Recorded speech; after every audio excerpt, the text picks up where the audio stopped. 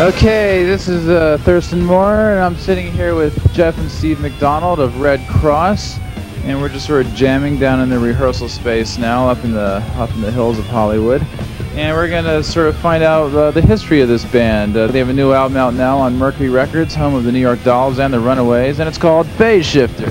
This is the story of Red Kross, so listen up.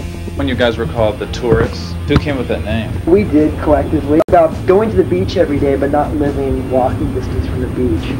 If you were a couple miles inland, all the surfers would call you tourists. And it was very uncool. It was very uncool to like be on their wave if you were a tourist. And you guys never really had any ambitions to be surfers. No. You wanted to be rockers. Well, we were beach kids. We hung out at the beach, but like basically you had to make your decision at one point. If you were going to be into punk rock, you couldn't like hang out with the Led Zeppelin kids. Right, you couldn't be a jock. No, you couldn't hang out with the surfers who were like into pot and Led Zeppelin.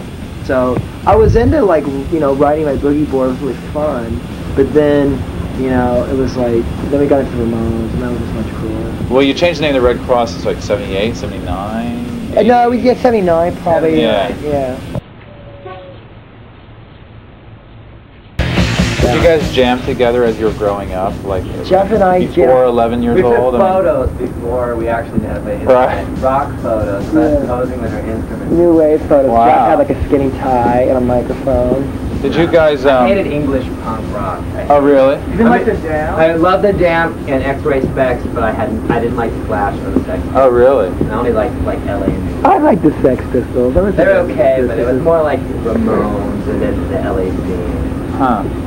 But so you caught on to punk rock immediately, like as soon as you saw like a picture of the Ramones or something? Yeah, well we liked... I mean, did you buy the first Patti Smitth album when it came out? Yeah, the Patti Smitth album right when it came out.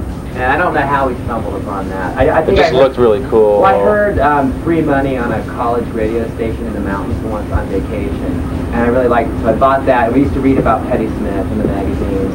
And then I guess a couple of years later, the Ramones. Were you listening to like pre-punk, like Stooges and... Not so much the Stooges, but the New York Dolls when they came out. Oh really? So you must have been like 8. Yeah, I was really little. We had But you were into it. Yeah, you know. Next door neighbor That's kids. just like really wild. These kids that lived next door to us, they were older teenagers, and they were really hip.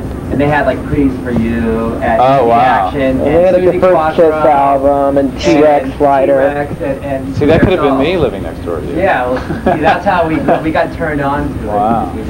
That's amazing. These kids were really hip. You know, and I was like a little kid, 7 or 8 years old, but it's like being attracted to shiny objects. So being a punk in high school in the late 70s was like a nightmare. It was like a real, like, you were a real minority. Well, I was in junior high school. Yeah. I got beat up by the entire 8th grade class when I was in 7th. And that was the only punk rocker in a very large high school. I had green hair. Oh really? So you totally waved the punk rock flag, you're just like, I was you really guys. into it. I mean, I thought it was really fun. I thought it looked great.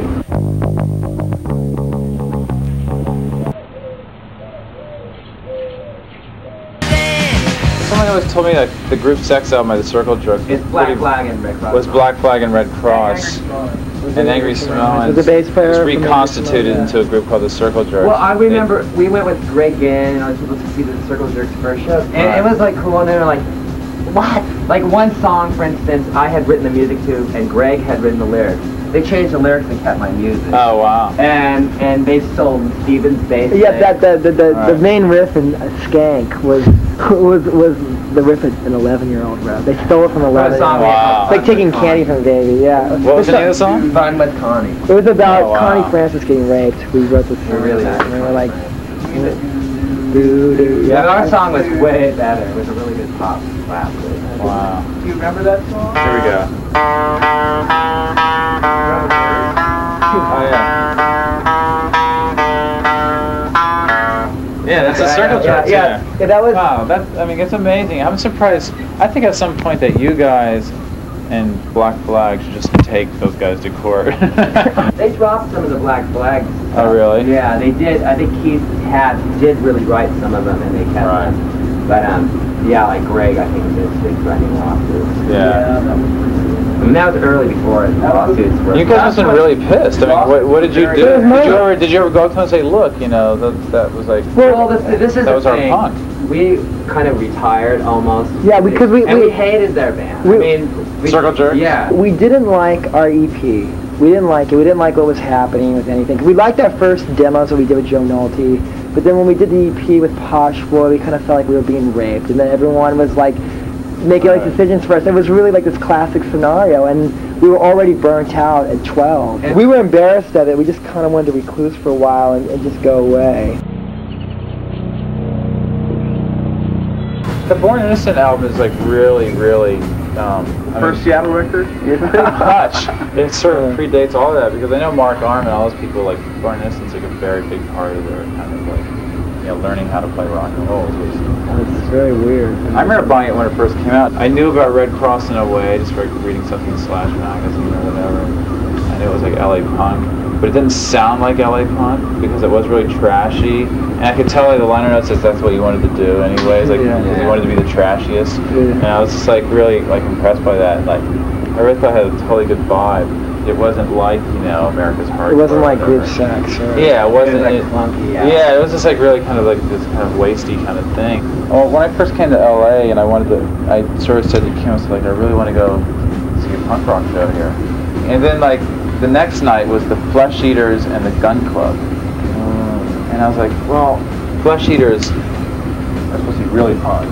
And because you heard more about the Flesh Eaters. And also that name sounds so punk. Yeah, and then the Gun Club, they're like in the LA Weekly, that in Lottie Da, there's a picture of Jeffrey Lee Pierce and his mom. You got me on the thought of Jeffrey Lee Pierce. That interesting footnote was he was the first person ever to pan Red Cross. So our very first review was when we opened for the Germs, and Jeffrey Lee Pierce panned me, the 12-year-old. He goes, I can't possibly take a band that has a 12-year-old bass player seriously. But, oh man. Yeah. We still have it. So. No, he said something about me writhing, and you just couldn't see it. But he's like, but you were both chubby at the time. I know, I think he saw, I was like his inner child. It was painful for him, you know. The record came out, you're gigging. And no one liked us. No, really? like, except for in San Francisco. No, we tried to get a few fans. So you were kind of like out. Very out. Scene. Circle Jerks. Entirely. At home it would be like, you know, we were comparing ourselves to like Circle Jerks and Channel 3 and TSOL.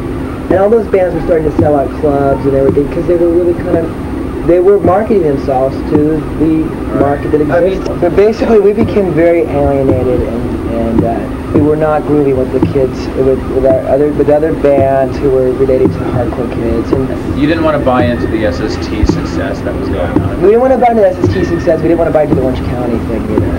You know, and then we made Team Dave's from Monsanto record, which was like a collection of covers. But that was when? That was 84? That was 84. So that was like good 2-3 years later. Yeah, because in the meantime we were just playing Going lots through of some gigs changes. and changing musicians. You guys were also growing up, so you must have been Yeah, I was dealing 16 with that. when we did that record. Well, I mean, the whole SST thing, you know, going back to that for a second, there wasn't really, like, Sacred Trust we really liked, and the Minutemen, and the Salvation Army. Well, Salvation Army, yeah, we probably related more to them. I guess it was more the New Alliance aesthetic. First time I saw you guys was at the Love Doll Superstar party. At the end of the party, somebody put on a tape of Teen Babes, and it wasn't out yet, but there was a tape there. And I remember, like, standing next to Henry, Rollins, and then Ann was playing, and it was like totally hot, and he was, you know, way in the Stooges, and he just turned around, he was totally freaked out. I was like, you know, like, this is amazing, who is this? This is amazing. And some guy's like, it's Red Cross, dude. And he totally bummed out.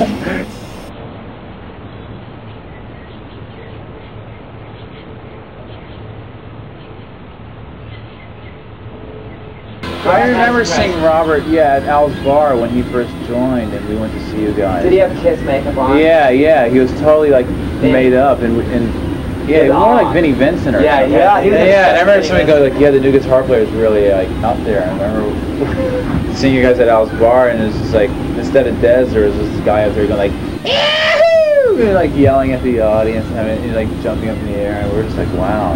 Well, Robert, the best thing about Robert was like when we finished Teen Babes and we wanted another guitar player, and our friend Paul introduced us to Robert. We kind of knew him, and I go, well, come over to my parents' house so they can jam and you know, see if you want to do it. He comes over to our parents with his SG, no amplifier plugged in, and he's standing in my bedroom, rocking out, just clicking away, jumping on the bed, and totally rocking.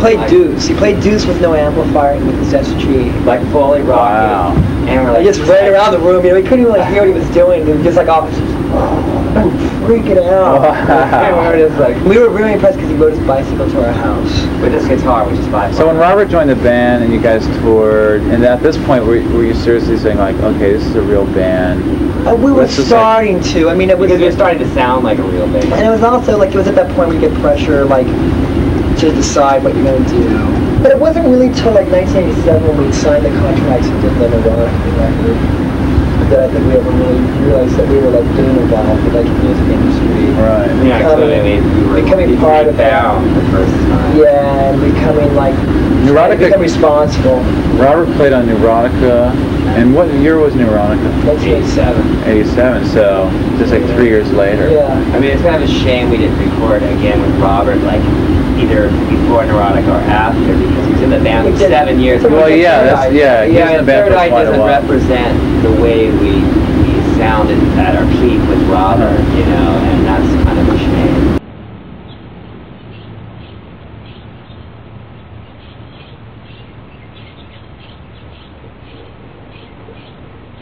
Now you're on Mercury, home of the New York Dolls and the Runaways, as we sort of mentioned before.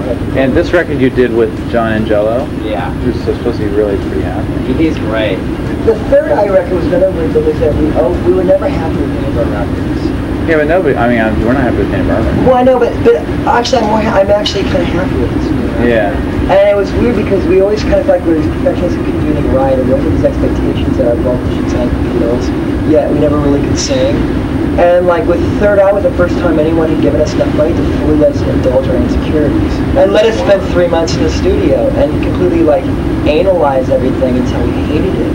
Wow. And lost complete objectivity. And with this record, the point was really like, let's only spend 20 days in the studio. The group seems to have a really solid vibe to it now. And that's I mean, with the new members like Jerry Finale and Brian Craig.